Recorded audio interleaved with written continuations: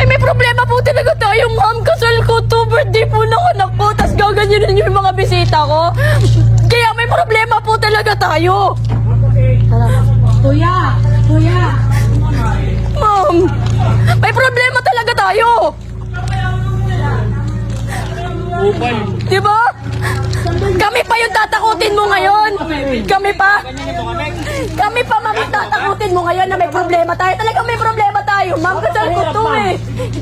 Hindi tayo makakalimutan Birthday ng anak ko to. Okay na anak ko. Diba? Okay na.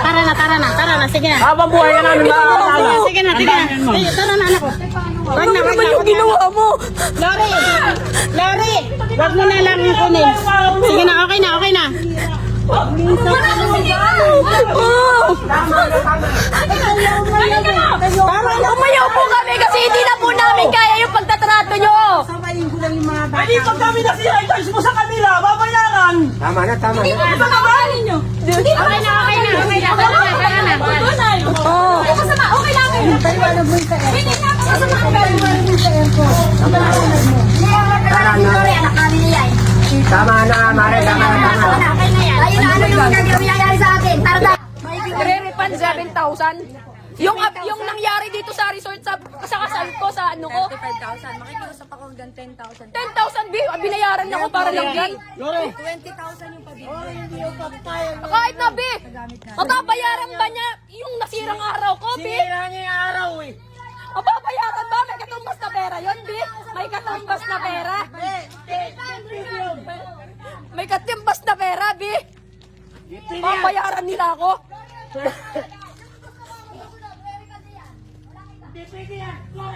Pera nila kami.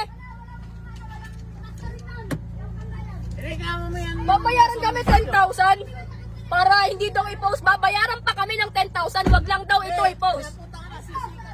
Di ba? Babayaran pa kami, guys. 10,000.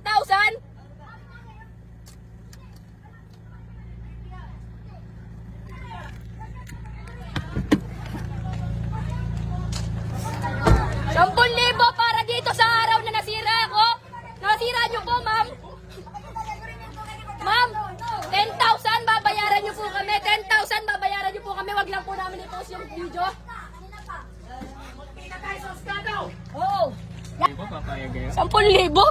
Sinira yung kasal ko, sinira yung birthday ng anak ko, sinira yung kasiyahan natin. Apakagaling naman. Apakagaling. Ipapay na.